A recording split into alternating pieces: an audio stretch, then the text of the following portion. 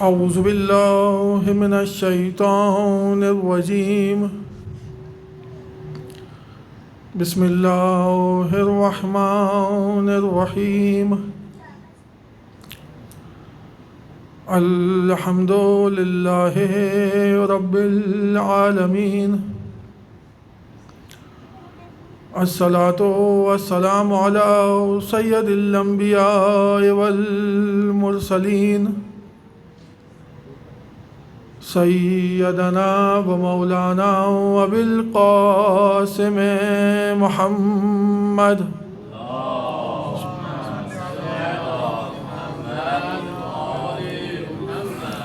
وأهل بيته الطيبين الطاهرين المعصومين المظلومين ولعنة الله على أعدائهم أجمعين من الآن إلى قيام يوم الدين. أما بعد فقد قال الله سبحانه وتعالى في كتابه المبين وقوله الحق. بسم الله الرحمن الرحيم. لئن شكرتم لأزيدنكم ولئن كفرتم إن عذابي لشديد. صلوات. اللهم صل على محمد وآل محمد. عزیزان محترم، مجلس کے آغاز میں خداوند متعال کی بارگاہ میں دعا کرتے ہیں، خداوندہ اپنی حجت کے ظہور میں تعجیل فرما. خداوندہ جو مومنین بھی جہاں جہاں بھی پریشان حال ہیں ان کی پریشانیوں کو دور فرما. جو بھی مومنین جہاں جہاں بھی بیمار ہیں ان کی بیماریوں کو شفا میں تبدیل فرما. پروردگار جن جن مومنین نے خصوصاً دعا کے لیے کہا ہے، کسی بھی پریشانی میں مبتلا ہیں، ان کی پریشانی کو امام حجت کے صدقے میں حل فرما. جو مومنین اس فرش اعضاء پر تشریف فرما ہیں، جو بھی جائز اور شرعی حاجات لے کر آئے ہیں ان کی اس حاجات کو اپنی بارگاہ میں قبول فرما. اور آخر میں وہی دعا کہ خدایا جلد از جلد اپنی آخری حجت کا ظہور فرما. ایک دفعہ صلوات بھیجیں محمد و آل محمد پر.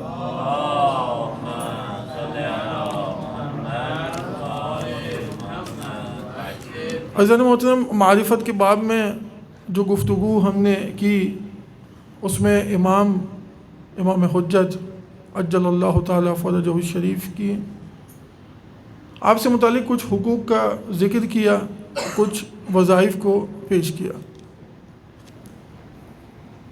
اور یہ ہم نے سمجھا کہ اس کائنات کا وجود امام کے وجود سے ہے، اس کائنات کی بقا امام کے وجود سے ہے، اس کائنات کا ثبات وجود امام سے ہے، اور سارے حقوق ہم نے ملاحظہ کیا. اب جب وظائف کے باب میں آتے ہیں تو ہم دیکھتے ہیں کہ روایات تواتر کے ساتھ ہیں کہ جن میں ہم سے کہا گیا ہے کہ امام کے ظہور میں تعجیل کے لیے کثرت سے دعا کیا کریں. اب اس دعا کا کیا فلسفہ ہو سکتا ہے؟ یعنی وہ امام کہ جس کے وجود سے اس کائنات کا نظام چل رہا ہے، کیا اسے ہماری ان دعاؤں کی ضرورت ہے؟ کیا ایسا ہے کہ امام ہماری دعاؤں کا محتاج ہے یا نہیں؟ جب ہم امام کے ظہور کے لیے دعا کرتے ہیں تو ہم خود ہی ان دعاؤں کے محتاج ہیں. ہم خود اس بات کے محتاج ہیں کہ امام کا ظہور ہو جائے. تو ان دعاؤں کا کیا پیچھے فلسفہ ہونا چاہیے؟ یعنی وہ کون سے فائدے ہیں جو ہمیں ان دعاؤں سے حاصل ہوتے ہیں؟ تو اس موضوع پر انشاءاللہ گفتگو کریں گے، دیکھیں گے کہ کہاں تک ہم پہنچ پاتے ہیں. ایک دفعہ صلوات بھیجیں محمد و آل محمد پر.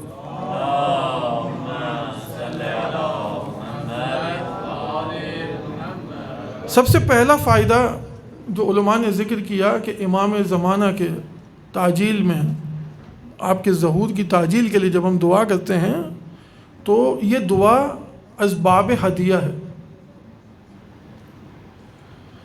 ہدیہ ہے یعنی کسی فقیر، کسی حقیر کا ہدیہ دینا اپنے ارباب کو. کہ بھئی ہو سکتا ہے کوئی شخص فقیر ہو لیکن حقیر ہو، لیکن وہ اپنے ارباب سے اتنی محبت کرتا ہو کہ وہ ان کی بارگاہ میں کچھ ہدیہ پیش کرے اپنی حیثیت کے مطابق. جب وہ ہدیہ پیش کرتا ہے تو اس کے ارباب یا اس کے مالک کیا کرتے ہیں؟ وہ بھی اپنی حیثیت کے مطابق اسے ہدیہ دیتے ہیں، اسے تحفہ دیتے ہیں. تو یہ جو امام کے ظہور کے لیے ہم دعا کرتے ہیں، اس کا پہلا فلسفہ یہی ہے کہ اسباب ہدیہ ہے. یعنی ہم امام کے لیے دعا کرتے ہیں اپنی حیثیت کے مطابق تاکہ امام ہمارے لیے دعا کریں. یعنی ہم امام کی دعاؤں کے محتاج ہیں. ایک دفعہ صلوات بھیجو محمد و آل محمد. دیکھیں علماء یہ نقل کرتے ہیں سمجھانے کے لیے کہ فرض کریں کہ کوئی شخص ہو، اس کے باغات ہوں، وہ اپنے ہی کسی غلام کو وہاں پر مالی رکھ دے کہ اس باغ کی حفاظت کرے، اسے پانی دے. اب جب وہ باغ اپنے کمال کو پہنچتا ہے، وہاں سے پھول نکلنا شروع ہوتے ہیں، تو یہی مالی جو اس کا غلام ہے وہ کیا کرتا ہے؟ ان پھولوں کو جمع کرتا ہے، بہترین پھولوں کو جمع کر کے گلدستہ بناتا ہے اور اپنے مالک کی خدمت میں پیش کرتا ہے. یہ اس کی محبت کا اظہار ہے. اب اس کا مالک اسے یہ نہیں کہتا کہ یہ باغ بھی میرا ہے، یہ پھول بھی میرے ہیں، تو بھی میرا غلام ہے، تو مجھے کیوں ہدیہ دے رہا ہے؟ بلکہ وہ اس ہدیہ کو قبول کرتا ہے اور اس سے بہتر ہدیہ اس کی خدمت میں پیش کرتا ہے، اس تحفے کو قبول کرتا ہے. بس اس سے فرق نہیں پڑتا کہ وہ نعمتیں جو ہم تک پہنچی ہیں وہ امام کے ذریعے ہی پہنچی ہیں، لیکن انہی نعمتوں میں سے کچھ ہم امام کی راہ میں خرچ کرتے ہیں تو انہی نعمتوں میں اضافہ ہوتا ہے. ایک دفعہ صلوات بھیجیں محمد و آل محمد. بس امام تو کریم ابن کریم ہے. ایک عام سا اگر مولا ہو تو وہ اتنا کریم ہوتا ہے، تو امام کی کیا بات ہے. داستان نقل کرتے ہیں آپ کے اور ہمارے مولا امام رضا علیہ السلام سے، کہتے ہیں کہ امام تشریف فرما تھے. ایک شخص آیا امام کے پاس، کہتا ہے مولا بہت ضرورت مند ہوں، بچے گھر میں بھوکے ہیں اور کھانے کو کچھ نہیں ہے، کچھ مدد کیجئے، کچھ عنایت کیجئے. امام تشریف فرما تھے، ساتھ میں ہی ایک تشت رکھا تھا، اس میں انگور موجود تھے. امام نے انگور کا ایک خوشہ اٹھا کر اس کے ہاتھ میں دے دیا. اس نے بہت ہی بے دلی سے انگور کا خوشہ لیا اور زمین پر رکھ دیا. کہتا ہے میرے مولا بچے بھوکے ہیں، میں ان انگوروں کا کیا کروں. راوی کہتا ہے امام نے کوئی جواب نہ دیا، یہاں تک کہ ایک شخص اور امام کی خدمت میں آیا، امام کو سلام کیا، امام نے سلام کا جواب دیا، تشریف فرما ہوا. امام نے ایک انگور کا دانہ اٹھا کر اس کے ہاتھ میں دے دیا. جب امام دینے لگے تو وہ دونوں ہاتھ بڑھا کر ملا کر امام سے اس نے انگور کو وصول کیا اور کہتا ہے میرے مولا آپ بہت ہی کریم ہیں، میں تو صرف آپ سے ملنے کے لیے آیا تھا، یہ آپ کا کرم ہے کہ آپ اپنی غذا میں مجھے شریک کر رہے ہیں. بس اس نے انگور کا یہ دانہ لے لیا. اب جب اس نے شکر ادا کیا تو امام نے ایک خوشہ انگور کا اٹھا کر اس کے ہاتھ میں دے دیا کہ یہ بھی لے لو. کہتا ہے مولا میرے لیے ایک دانہ ہی بس ہے، ارے گھر لے جا کر اسی کو سراہی میں ڈال دوں گا، اسے نچوڑ کر ارے ہم تمام گھر والے اسی سے تبرک حاصل کریں گے. میرے مولا یہ ایک دانہ جو آپ نے دیا یہ ہمارے لیے بہت ہے. میرے مولا کہتے ہیں یہ تش رکھا ہے، یہ تش تمہارا ہو، یہ انگور سارے کے سارے تم لے جاؤ. میرے مولا کے قدموں میں گر گیا، میرے مولا یہ بہت ہے میرے لیے. میرے مولا نے کہا رک جا. غلام کو بلایا، کہا کہ کاغذ لے کر آؤ. جب غلام کاغذ لے کر آیا میرے مولا نے لکھنا شروع کیا کہ یہ انگور جن باغات کے ہیں وہ باغات بھی تیرے نام کی ہے. کہتا ہے میرے مولا مجھے ان چیزوں کی ضرورت نہیں، میں تو صرف آپ سے ملنے آیا تھا. میرے مولا نے لکھا ان باغات کے اطراف میں بھی ہمارے کچھ باغات ہیں، وہ بھی تمہارے نام کی ہے. اب وہ پریشان ہوا، میرے مولا یہ جو آپ مجھے دے رہے ہیں یہ میری حیثیت سے بہت زیادہ ہے، مگر امام کی رحمت کو جب جلال آیا امام نے لکھا ان باغات کے اطراف میں ہماری کچھ زمینیں ہیں، ارے وہ بھی تیرے نام کی. ارے امام لکھتے جا رہے ہیں، امام کو جب جلال آیا اب وہ شخص وہ بدبخت جو وہاں موجود تھا وہ کھڑا ہو گیا. مولا ضرورت تو مجھے ہے، مانگنے میں آیا ہوں، آپ اسے عنایت کیے جا رہے ہیں، یہ تو صرف ملنے آیا تھا. امام فرماتے ہیں دیا ہم نے تجھے بھی تھا، تجھے لینے کا سلیقہ نہیں آتا، دیا تجھے بھی تھا. بس تجھے لینے کا سلیقہ نہیں آتا. امام نے رکع لکھ دیا, نیچے لکھ دیا لَإِن شَكَرْتُمْ لَأَزِيدَنَّكُمْ. ارے اگر شکر کرو گے تو نعمتوں میں اضافہ ہوگا. یہی خدا کی سنت ہے, یہی اس کی حجت کی سنت ہے. بس عزیزاں شکر کریں, جو نعمت مل جائے اس پہ خدا کا شکر ادا کریں, امام کا شکر ادا کریں. یہ نہ ہو کہ امام سے کوئی نعمت مل جائے اور ہم اسے لے کر زمین پر رکھ دیں, یہ کفران نعمت ہے. کہیں یہ نہ ہو کہ ہم اپنے مولا کی خدمت میں کہیں مولا ہم نے آپ سے بنگلہ مانگا تھا, آپ نے ایک فلیٹ ہمیں عنایت کیا. نہیں, مولا آپ سے فلیٹ مانگا تھا, آپ نے کرائے کا گھر دے دیا. نہیں, مولا آپ کی بارگاہ میں آئے تھے, آپ سے بیٹا مانگا تھا, آپ نے بیٹی عنایت کی. نہیں, جو دے دیں خوش ہو کر لے لیں. اگر لیں گے تو اسی سے نعمتوں میں اضافہ ہوگا. جو میرا مولا دے دے, جو خداوند متعال عنایت کرے اسے خوش ہو کر لے لیں. ایک دفعہ صلوات بھیجے محمد و آل محمد.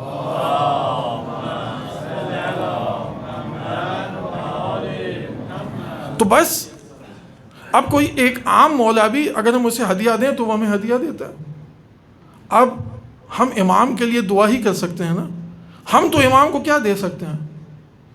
تو بس پہلا وظیفہ جو ہمارا ہے وہ یہ ہے کہ ہم امام کے لیے دعا کرتے ہیں. ہاں, امام کے لیے آپ کی صحت و سلامتی کے لیے صدقہ نکالتے ہیں, امام کی صحت و سلامتی کے لیے کچھ صدقہ دیتے ہیں.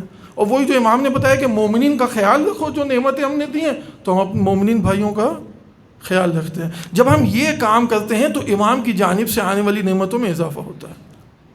تو بس یہی پہلا فلسفہ ہے دعا کا, کہ کیوں امام کے لیے ہم دعا کرتے ہیں. اسباب ہدیہ, کہ ہم امام کے لیے دعا کرتے ہیں, امام ہمارے لیے دعا کرتے ہیں. امام کو ہماری دعاؤں کی ضرورت نہیں ہے. ایک دفعہ صلوات بھیجے محمد و آل محمد.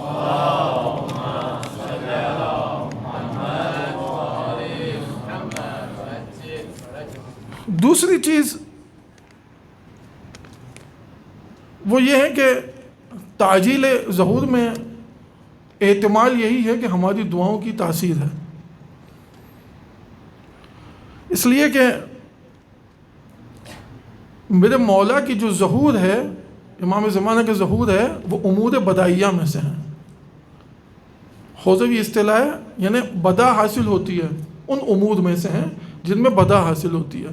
یعنی اس کا وقت تو خدا کے پاس معین ہے, لیکن اس میں تعجیل اور تاخیر کا امکان موجود ہے.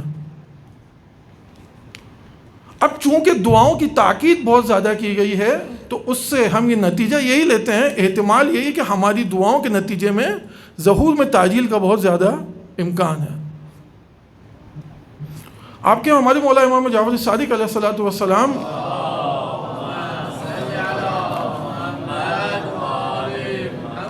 آپ فرماتے ہیں کہ جب آسمان سے وحی آئی جناب ابراہیم کے لیے, فرشتے نے نوید دی جناب ابراہیم کو کہ خداوند متعال آپ کو ایک بیٹا دے گا آپ کی زوجہ سارہ سے. جناب اسحاق کی نوید تھی کہ خداوند متعال آپ کو بیٹا دینا چاہتا ہے اور دے گا جناب سارہ سے. تو جناب سارہ نے کہا کہ میں تو بوڑھی ہو چکی ہوں, پیدے زن ہوں, مجھے خدا کیسے اولاد دے گا.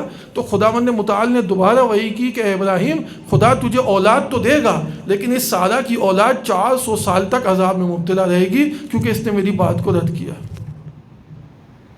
400 سال تک. اور ہوا یہی, جب یہ سلسلہ چلتا رہا بنی اسرائیل پر فرعون کو مسلط کیا گیا, فرعون مسلط ہوا اور عذاب ہوتا رہا, یہاں تک کہ امام فرماتے ہیں بنی اسرائیل نے 40 دن تک گریہ و زاری کی خداوند متعال کی بارگاہ میں.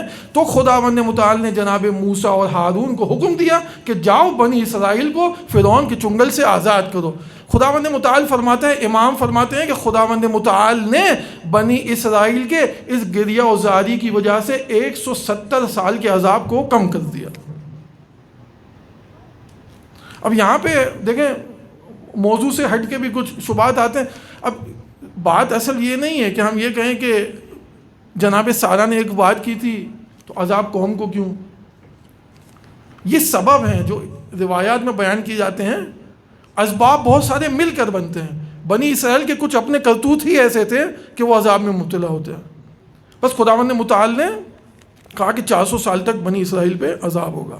اب اس گریہ و زاری کے بدلے میں خداوند متعال نے 170 سال عذاب کو کم کر دیا. تو آپ کو اور میرا مولا فرماتا ہے ہاکذا انتم لو فعلتم لفرج اللہ عنا. جس طرح بنی اسرائیل سے 40 دن گریہ و زاری سے عذاب کو کم کیا، ہاکذا انتم، تمہارے لیے بھی ایسا ہی ہے. اگر تم بھی یہی کام کرو گے تو خدا تمہاری مشکلات کو جلد حل کرے گا. اگر تم بھی یہی کام کرو گے تو خداوند متعال تمہاری مشکلات میں گشائش ایجاد کرے گا. اگر تم بھی یہی کام کرو گے تو خداوند متعال اپنی حجت کے ظہور میں تعجیل کرے گا. بس یہ وہ کام ہے جو ہمیں سخت لگ رہا ہے، جو ہم سے نہیں ہو پا رہا. اس کا نتیجہ تو لیں گے نا اس روایت کا. اس کے روایت کا نتیجہ کیا ہے کہ بنی اسرائیل نے 40 دن گریہ و زاری کی، لیکن یہی کام ہم سے نہیں ہو پا رہا. وہ کیا وجہ ہے کہ میں اپنے امام کے لیے اس طرح گریہ نہیں کر پا رہا؟ یہ میں اپنے لیے بات کر رہا ہوں کہ وہ کیا وجہ ہے کہ میں اپنے امام کے لیے اس طرح گریہ نہیں کر پا رہا، اس طرح امام کو یاد نہیں کر پا رہا تھا کہ امام کے ظہور میں تعجیل ہو. اس کی کیا وجوہات ہے؟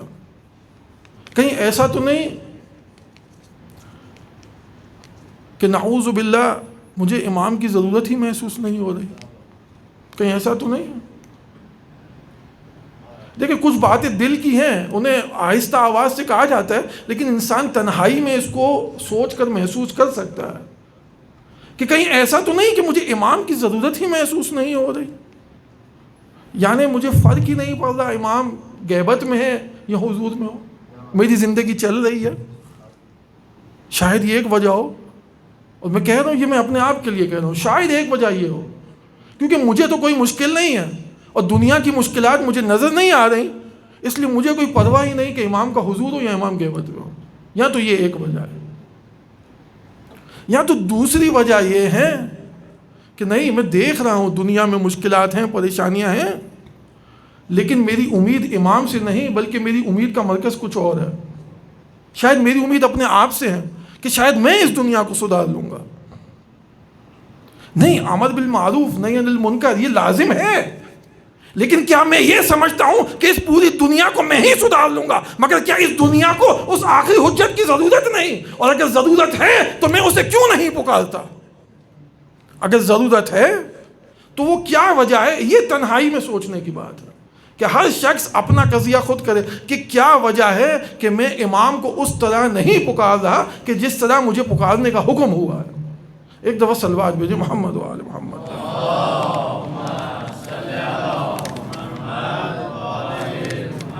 ایک دفعہ اس سے بہتر صلوات بھیجیں.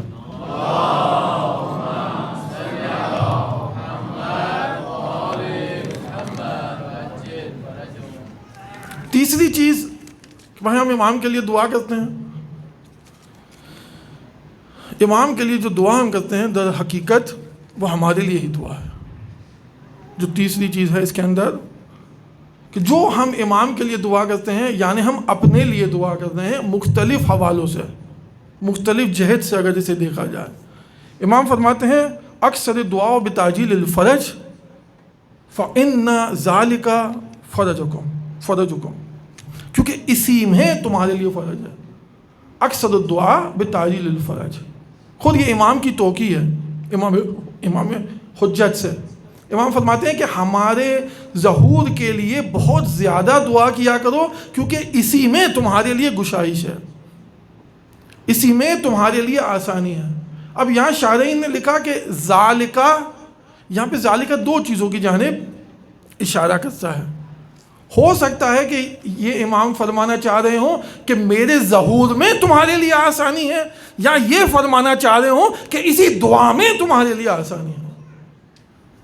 صحیح ہے، دو باتیں اس کے اندر ممکن ہیں، یا ظہور میں تمہارے لیے آسانی ہے یا نہیں اسی دعا میں تمہارے لیے آسانی ہے. ظہور میں آسانی کا تو ہمیں پتہ ہے روایات سے کہ جب امام کا ظہور ہوگا تو امام اس دنیا کو عدل و انصاف سے بھر دیں گے کہ جس طرح ظلم و ستم سے بھری ہوگی، دنیا کو عدل و انصاف کا گہوارہ بنا دیں گے. مشکلات کا حل ہوگا.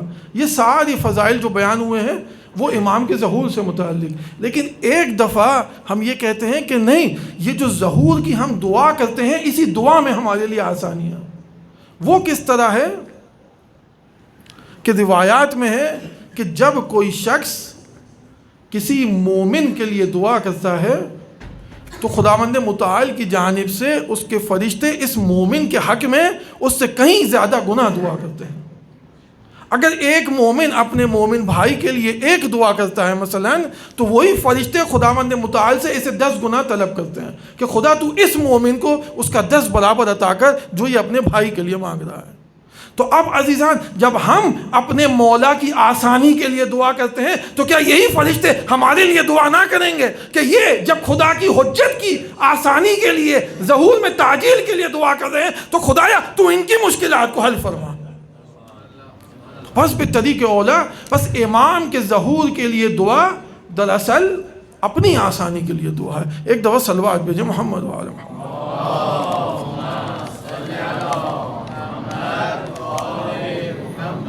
چوتھی چیز تیزی سے ہم جائیں گے کیونکہ اور بھی منازل ہیں. چوتھی چیز جو امام فرماتے ہیں، جو روایات سے ہمیں سمجھ آتی ہے کہ دعا کے کچھ وضعی آثار ہوتے ہیں، تکوینی اور وضعی آثار ہیں دعاؤں کے. وہ آثار ہمیں حاصل ہوتا ہے جب ہم امام کے لیے دعا کرتے ہیں. دیکھیں، اسی کو آسانی سے اگر ہم سمجھیں، جہاں روایات میں بہت ساری دعاؤں کا ذکر آیا ہے انہی میں سے ایک دعا قرآن میں بھی موجود ہے. وہ کیا ہے؟ ان اللہ و ملائکتہ یصلون علی النبی یا ایھا الذین آمنوا صلوا علیہ وسلموا تسلیما.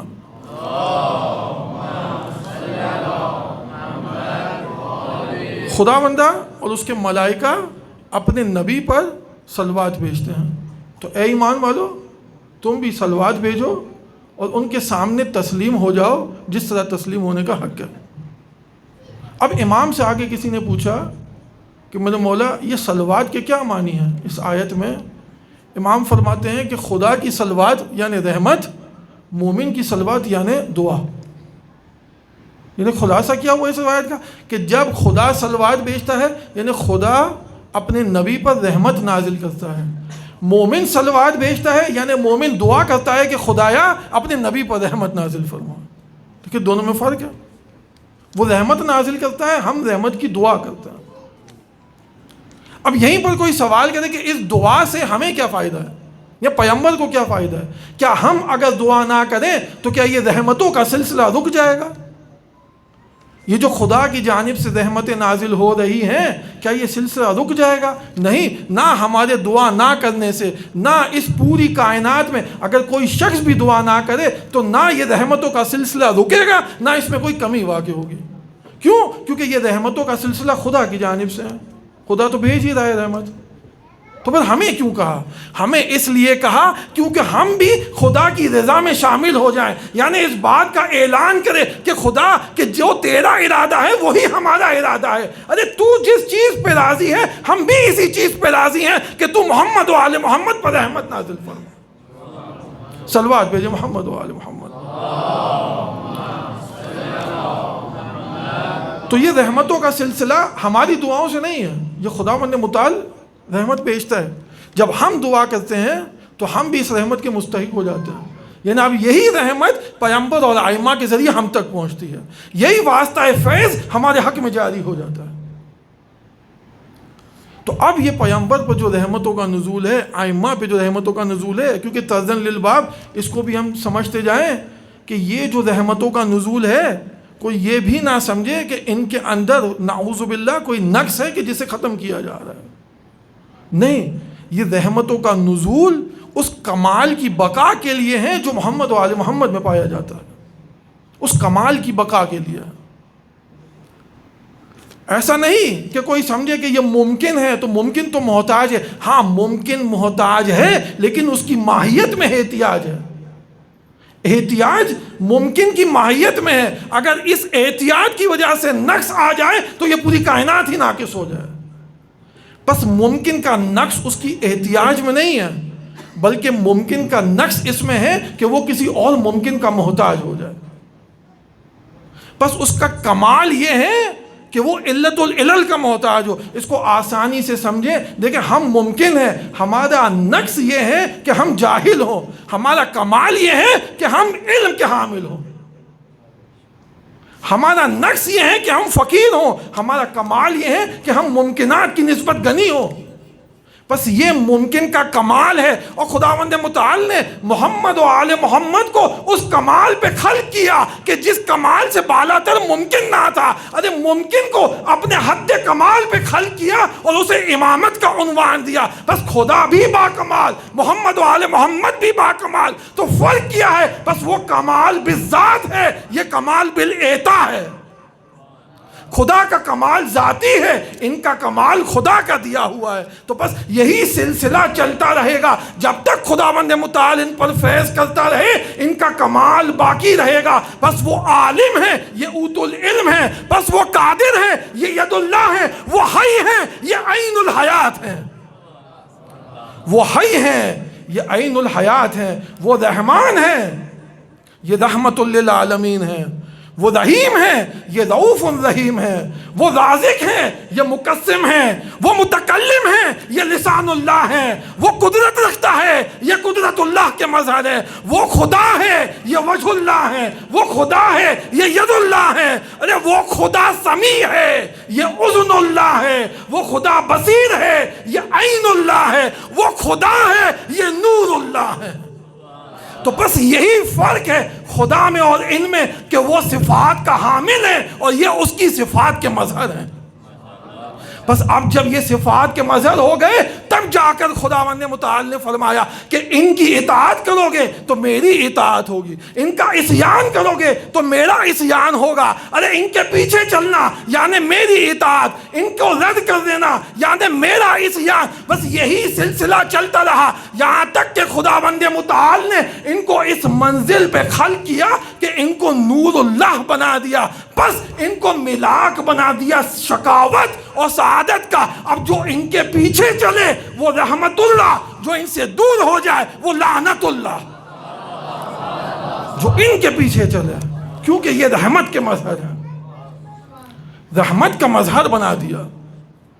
وما ارسلناک الا رحمتا للعالمین. اس کے ایک معنی یہی ہے کہ ہم نے تو تجھے اے نبی اس کائنات پر رحمت بنا کر بھیجا ہے. اب جو اس رحمت کے سائے میں آ جائے وہ رحمت اللہ کا حامل ہے.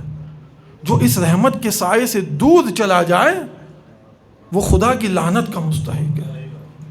اور اب اسی ذیل میں، اب دیکھیں اسی آیت کے ذیل میں پیغمبر کیا فرماتے ہیں کہ صلوات صرف ہم پر نہیں بلکہ میرے اہل بیت پر بھی ہے، ورنہ صلوات ناقص ہے. یعنی یہ فضیلت جو خدا نے اپنے نبی کو دی وہ آل محمد کو بھی دی. یعنی رحمتوں کا نزول اور فیض مسلسل، اور اسی رحمت کے سائے میں اگر ہم آ جائیں، اہل بیت سے محبت کریں، ان سے مودت کریں، ان کی اطاعت کریں، ولایت کے سائے میں آ جائیں تو رحمت خدا کے سائے میں آ گئے.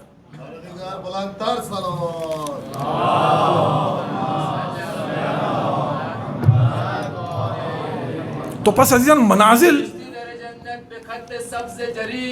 شفیع روز قیامت محمد است و علی، علی ہست ام عالم کلید باغ نجات، بر بابا فاطمہ پیغمبر خدا صلوات. اللہم صلی علی محمد.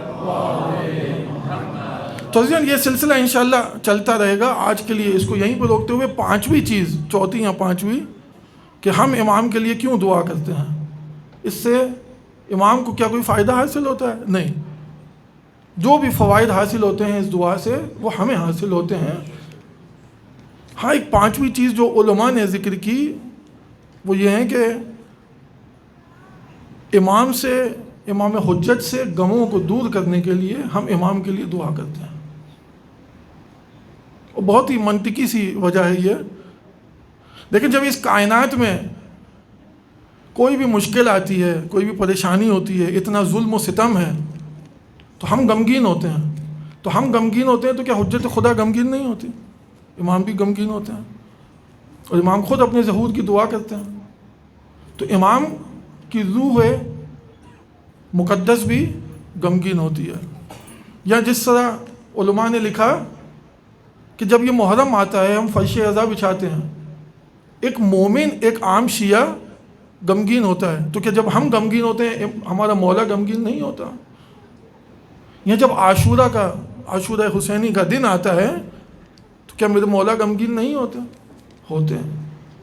تو اسی غم کو کم کرنے کے لیے ہم اپنے مولا کی سلامتی کے لیے دعا کرتے ہیں، اپنے مولا کی سلامتی کے لیے، صحت کے لیے دعا کرتے ہیں۔ اور علماء نے لکھا بھی کہ محرم میں اور خصوصاً روز عاشور امام کے لیے دعا بھی کریں اور امام کی صحت و سلامتی کے لیے صدقہ بھی دیں، یہ دونوں کام امام کے لیے انجام دیے جائیں، کیونکہ امام بھی غمگین ہوتے ہیں۔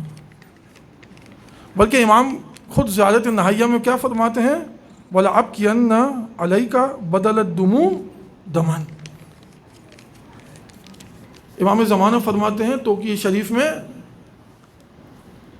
زیارت نہائیہ پوری زیارت ہے، امام فرماتے ہیں کہ اب جب کہ میں کربلا میں اپنے جد حسین کی نصرت کے لیے حاضر نہ ہو سکا، اب جب کہ میں کربلا کے شہیدوں میں شامل نہ ہو سکا، تو اب میرا وظیفہ یہی ہے کہ میں صبح و شام گریہ کرتا ہوں۔ خود امام فرماتے ہیں، اور ایسا گریہ کرتے ہیں امام کہ پانی کے آنسو نہیں بلکہ خون کے آنسو ہوتے ہیں۔ امام خون کے آنسو ہوتے ہیں، اور کیوں نہ روئے میرا مولا؟ کیونکہ امام کربلا میں حاضر نہ ہو سکے، خدا کی مصلحت تھی۔ کسی عالم دین نے امام زمان کو خواب میں دیکھا، مشرف ہوا، اسی زیارت نہائیہ کے اسی فراز کے حوالے سے امام سے پوچھا کہ میرے مولا، یہ جو آپ فرماتے ہیں کہ میں صبح و شام گریہ کرتا ہوں اور پانی کے نہیں بلکہ خون کے آنسو روتا ہوں، تو وہ کربلا کی کون سی مصیبت تھی کہ جس پر آپ اتنا گریہ کرتے ہیں؟ پھر وہ خود ہی پوچھتا ہے، میرے مولا کیا شہزادہ علی اکبر کے غم میں آپ اتنا گریہ کرتے ہیں؟ تو میرا مولا فرماتا ہے، ہاں علی اکبر کا غم بہت ہی بلند ہے، لیکن میرا گریہ صرف اس وجہ سے نہیں ہے۔ پھر وہ پوچھتا ہے کہ آپ قمر بنی ہاشم کی وجہ سے اتنا گریہ کرتے ہیں؟ تو میرے مولا فرماتے ہیں، قمر بنی ہاشم کا غم بھی بہت ہی زیادہ سخت ہے، لیکن ہمارا گریہ صرف اسی وجہ سے نہیں۔ بس وہ پوچھتا رہا، میرے مولا جواب دیتے رہے، یہاں تک کہ اس عالم دین نے پوچھا، کیا آپ اپنے جد امام حسین پر گریہ کرتے ہیں؟ تو میرا مولا فرماتا ہے، ہاں میں اپنے جد امام حسین پہ گریہ کرتا ہوں، لیکن میرا گریہ صرف اسی وجہ سے نہیں۔ اب اس عالم دین نے پوچھا، میرے مولا پھر آپ گریہ کیوں اتنا کرتے ہیں؟ تو میرا مولا فرماتا ہے، الشام الشام الشام، ارے میں گریہ کرتا ہوں اس وجہ سے کہ ہماری بھوپیوں کو بے مکھنا و چادر کبھی کوفے کے بازار میں، کبھی شام کے دربار میں لے جایا گیا۔ ارے شاید امام یہی کہنا چاہ رہے ہوں، ارے ہم اہل بیت محمد کا یہ حق تو نہ تھا کہ ہماری ناموس کو اس طرح درباروں اور بازاروں میں پھرایا جائے۔ ہم میرے مولا سجاد سے بھی ہے نا، جب پوچھنے والے نے پوچھا تو میرا مولا فرماتا ہے، منحال شہادت تو ہماری میراث ہے، لیکن ماؤں بہنوں کے ساتھ بازار میں جانا، ارے سجاد گریہ نہ کرے تو کیا کرے؟ تو بس عزیزان، گریہ نہ کریں تو کیا کریں؟ بس میرے مولا حسین کا کاروان روانہ ہوا مدینے سے۔ مورخین نے لکھا کہ ثانیہ زہرا سلام اللہ علیہا اپنے بھائی کی خدمت میں، مولا کی خدمت میں حاضر ہوئی، فرماتی ہیں، بھیا ہم بھی آپ کے ساتھ چلیں گے۔ میرے مولا نے فرمایا، زینب عبداللہ سے اجازت لے لو۔ بی بی گئی ہیں عبداللہ کے پاس۔ تاریخ میں ہے کہ عبداللہ ابن جعفر طیار مریض تھے، بستر پر لیٹے ہوئے تھے۔ بی بی اپنے شوہر کے سرانے جا کر بیٹھ گئیں، گریہ شروع کیا۔ جب آنسو عبداللہ کے چہرے پر پہنچے، جب گرے تو عبداللہ کی آنکھ کھلی۔ ارے کہتے ہیں، بیوی کیوں گریہ کر رہی ہیں؟ تو فرماتی ہیں، عبداللہ تم تو جانتے ہو میرا بھائی مدینے سے جا رہا ہے، ارے ہم حسین کے بغیر رہ نہیں سکتے۔ ارے ہم بھی حسین کے ساتھ جانا چاہتے ہیں. عبداللہ نے اجازت دی, کہا بی بی یہ تو آپ کے عقد کی شرائط میں سے ہیں, آپ کے عقد کی شرط ہی یہی تھی کہ جب آپ امام حسین کے ساتھ جانا چاہیں تو آپ کو اجازت دی جائے. بس میں نے آپ کو اجازت دی. بس میری ایک خواہش ہے کہ یہ 2 بیٹے جو میرے ہیں اون و محمد, انہیں بھی اپنے ساتھ لیتے جائیں. جب حسین پہ کوئی وقت آئے تو انہیں میری جانب سے قربان کر دیجئے گا. بس میری بیوی نے دونوں بچوں کو اپنے ساتھ لیا اور کاروان چل پڑا. بس اب کربلا جب پہنچ گئے, شب عاشور آئی تو ہر بیوی اپنی قربانی کو لے کر اپنے خیمے میں موجود تھی. میری بیوی ثانیہ زہرا اون و محمد کو, ارے اون کا سر ایک گود میں, ارے دوسرے زانو پہ محمد کا سر, ارے زلفوں پہ ہاتھ پھراتی جاتی, کہتی ارے تم جعفر طیار کے پوتے ہو, علی کے نواسے ہو, کل قربانی کا دن ہے, اپنی ماں کو شرمندہ نہ کرنا.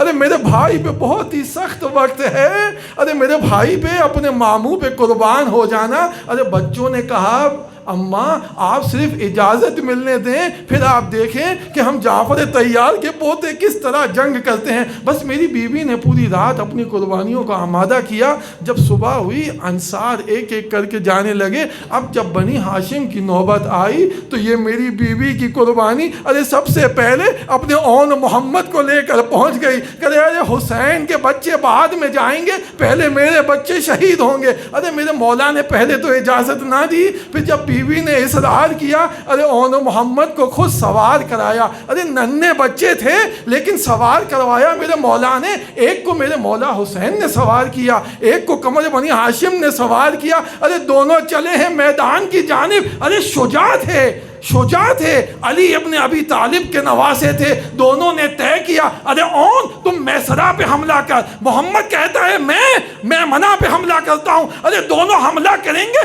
ترائی پہ ملاقات ہوگی. بس دونوں نے حملہ کیا. مورخ نے لکھا ارے میمنے کو میسرے پہ پلٹا دیا, میسرے کو میمنے پہ. ارے جنگ کے جوہر دکھائے, ترائی پہ ملاقات ہوئی. ارے محمد نے اون سے کہا ارے بھیا وصیت تو یاد ہے نا, ارے اماں نے کہا تھا پانی پہ پہنچ جانا تو پانی نہ پینا.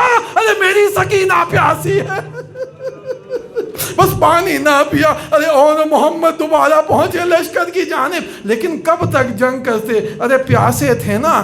پہلے اون گرا زمین پر, پھر جناب محمد بھی گرے. ارے دونوں نے ماموں کو بلایا, ماموں جان ہماری مدد کے لیے آئے. ارے میرا مولا حسین آگے بڑھا, ادھر سے میرا مولا ابو الفضل, ارے دونوں گئے ہیں. ارے میرے مولا نے دونوں لاشوں کو اٹھایا, ارے خیام حسینی کی جانب لائے, گنج شہیدہ میں دونوں جنازوں کو رکھا. ارے رسم تو یہی تھی, ارے جب بھی کوئی لاشا آتا تو بی بی ثانیہ زہرا پہلے پہنچ جاتی, لیکن اون محمد کے لاشیں آ گئے. ارے بی بی موجود نہیں. ارے تمام بیویاں آ چکی لیکن ثانیہ زہرا موجود نہیں. شاید سمجھی ہوں ارے کہیں گشت کھا کر گر نہ گئی ہوں, ارے کہیں بلانے کے لیے. ارے خیمے میں دیکھا بی بی کا سر سجدے میں, اللہم تقبل منا, خدایا میری قربانیوں کو قبول فرما. بس بی بی کو لے کر آئے. بی بی جب پہنچی ہے نا تو اون و محمد پہ گریہ نہیں کیا. ارے اون و محمد کے لاشوں کے درمیان ارے تھوڑی سی جگہ بنائی, ارے سجدے میں سر رکھ دیا. خدایا تیرا شکر ہے, خدایا تو نے میری قربانی کو قبول کیا, خدایا تو نے مجھے شرمندگی سے بچا لیا. ارے بس مورخ لکھتا ہے میری بیوی نے گریہ نہ کیا. ارے کاروان جب کربلا سے چلنے لگا, ارے میری بیوی نے اون محمد پہ گریہ نہ کیا. ارے جب کوفے پہنچی ارے گریہ نہ کیا, شام پہنچی گریہ نہ کیا. جب رہائی ملی اور ایک ایک کر کے شہداء کے سر آتے, ارے میری بیوی نے اپنے بھائی حسین کا سر لے لیا, گریہ کرتی. ارے شام کی خواتین نے پوچھا ارے یہ 2 سر ننھے کس کے ہیں, ارے کیا ان کی ماں موجود نہیں. ارے ثانیہ زہرا نے سر لے لیے, ارے ایک کنار پہ رکھ دیے لیکن گریہ نہ کیا. ارے میری بیوی آ گئی مدینے. جب اپنے گھر پہنچی ہیں, ارے جب گھر کا دروازہ کھولا, سہنے خانہ میں ارے 2 چھوٹے مسلح, ارے 2 امامے, ارے بی بی تشریف فرما ہو گئی. اور محمد ارے تمہاری ماں شرمندہ ہے, ارے تم پہ گریہ نہ کر سکی لیکن بتاؤ ارے زید اب کس پہ گریا کرے؟ اپنا بھائی حسین پہ، علی اکبر پہ، ابو الفضل پہ۔ الا لعنت اللہ علی القوم الظالمین۔ ماتم حسین۔